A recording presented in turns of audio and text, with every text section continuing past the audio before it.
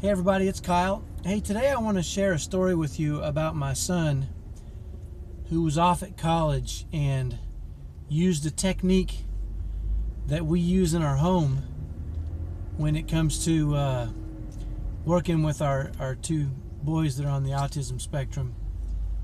But he used it with a girl, a college girl, with some really good success. So I wanted to quickly share that with you because I thought it was pretty interesting how he applied the same principles that we use in our home. So anyway, I get this call one night and he's just kind of giddy with excitement. And his name is Alec. My son's name is Alec. And I say, "What's going on, Alec?" And he says, "Well, hey, I wanted to tell you about something that's happened to me that I've taken a liability and turned it into an asset." And so I said, "Tell me what you mean." "Well, so here's what's happening. My son, none of our family ever went to college. And so when my oldest son decided to go to college, he kind of didn't really have any idea how to do that. But the good news was that a childhood friend, a girl that we knew from back in Texas, was in the same grade as him and was about to head to the same college. And both her parents had gone to this college. And so she was able to kind of walk him through getting in and, the process of choosing classes and all those different things that I guess you need to do when you go to college that I just didn't really know how to do. Neither did my wife. And so this girl was very, very helpful. And it didn't really hurt that she was a beautiful girl too. So that didn't really hurt. So when he got on campus, they had gotten into some of the same classes. And they were going to a lot of the same classes together and studying together and that kind of stuff. But he told me there was a little bit of a problem with this girl. And the problem was that she was a bit of a whiner. Now, if you've ever been in our home, you know that whining is not acceptable and doesn't get you very far at all. As a matter of fact, it'll cause you more problems than anything. But she would do things like, and he was telling me that she would do things like if she had a class coming up, a test, they'd be walking across campus and she would just say, "Oh my gosh, I don't think I can do this." And she would just start crying. Or she would say, "I don't have enough time to accomplish all I need to accomplish." And she'd just start crying on him right in the middle of campus. And he said it was kind of a downer because it didn't really sit well with him because, first of all, she was going to college on her parents' dime. So she had all the time in the world to go to all the parties and football games, whereas my son was really putting himself through college. He had worked hard, saved money, and got himself into college. He had a job that he would go to every afternoon that was about 5 miles from campus. And he didn't have a car, so he was riding his bike 5 miles each way after school. And he was really putting in a lot of hard work and struggle.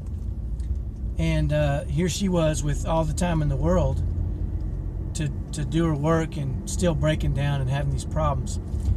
And so he said he didn't really want to ditch her because she'd been very helpful in getting him in, and he felt like it just wasn't the right thing to do. So then he said he remembered a technique that we had worked on in our home. And he said that was this. He said whenever his brothers on the autism spectrum would have a meltdown or start screaming and yelling or getting frustrated, it wouldn't frustrate him or upset him. That's who they were, and he knew that. And so he wanted to put himself in a position to be productive for himself and for his brothers. And so he decided to take that same approach to this girl.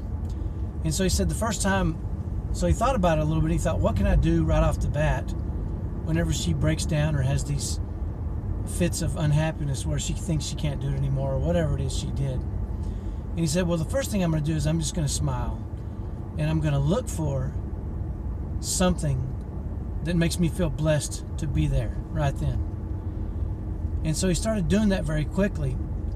So they'd be, walking somewhere and she'd say, "Oh my gosh, I'm going to fail this test." And he said he would smile and he would look for a reason to be grateful to be on campus and working and learning. And he said, but what he realized very quickly was that when he smiled, she had a bad reaction. And so he decided to do another technique which was to refocus her. And so whenever she would get upset and say something like that, I don't think I'm going to pass this test, he would look for and out loud suggest how grateful he was for something around him right then. And so he said the first time it happened, they were walking across campus, and she kind of stopped and stood there and kind of went into kind of this bowed head state and said, I'm not going to be able to do well on this test. I haven't studied. And he said he looked up and he saw the mountains, and he said, can you believe how beautiful that is? Can you believe how lucky we are to be on here at school? And look, this is like a picture out of a magazine. It's so beautiful. And he said when he did that, he kind of took her focus away from her difficulty and put it on some beauty and how grateful he was. And he said she kind of stood up straight and kind of smiled, and she kind of ran and caught up with him and kept walking. And so he thought, this is the answer. And so he started doing that very consistently. Every time she would say she can't do this, or I'm not going to be able to do this, or I can't believe, I haven't studied, he would say, oh my gosh, look how great our professor is. Man, he's really doing a great job, and I'm so excited to be in this class, and I know it's going to lead me to success. And he just kept refocusing her. And he said shortly after that, a couple things started happening. First, she quit complaining so much, which was good. But second of all, every time she did complain, he was forced to really look for something to make himself happy. And he said that the less she complained, after a while, the more he wanted her to complain, because every time she did, it would trigger himself into a happy mood. And so I just wanted to share that story with you, because I thought it was pretty interesting that my son would take a technique that he learned at home with my typical son with his brothers who are on the autism spectrum, and apply it to not only his benefit, but to the benefit of a typical college girl. And I thought that was very interesting, and I thought it might be helpful for you to hear that quick story. So hopefully that's helpful. See if you can't do it too. See if you can't apply that principle with typical people, and see where it gets you. So hopefully that helps, and have a great day. I'll talk to you tomorrow. Bye-bye.